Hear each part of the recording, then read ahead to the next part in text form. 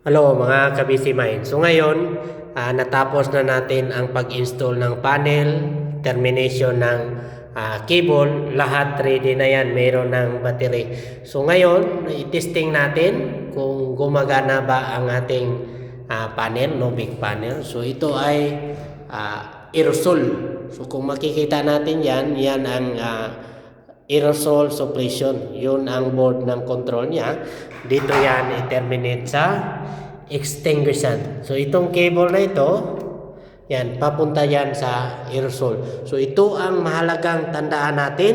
So, kapag nag-testing tayo ng Novik panel, yung extinguishant na terminal dapat walang nakakunik na cable dyan. Kasi yung aerosol ay direkta yang mag-release kapag nabigyan ng supply niyan. So ang safety pag-testing, kailangan itanggalin natin yung cable dito sa extinguishing terminal. So may monitor yan na diode yan para hindi mag-fault ang panel.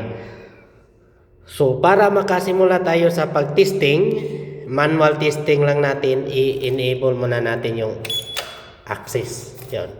So kapag ganyan ang display, yan ay naka-system mode na yan.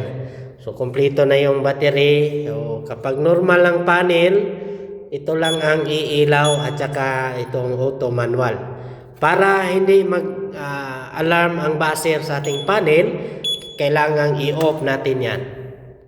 So i-on lang natin ito kapag mayroong gagawin tayong testing or sa pag-access ng mga control.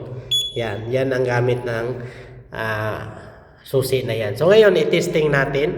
Dito tayo mag-testing sa manual extinguishant release. Ito ang push button. So pull down lang yan. Yung makikita natin yan, yung pula na yan, yan ang switch. So ngayon naglabas na ng seconds dito. Pagkatapos ng 30 seconds, automatic mag-trigger na yung extinguishant yan. Yan.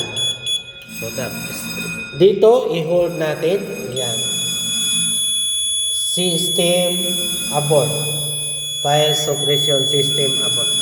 Kapag binitawan na natin yan, ay tuloy-tuloy na yan mag-release. Hindi na natin mapigilan. Isang beses lang yan. Yan. Bitawan natin. So ngayon, ibalik natin. Wala, direkta na yan. Okay? Kung may idea din kayo sa mga FM200 or Novik panel, pakishare naman sa comment section. Okay? Bye-bye mga kabisimay.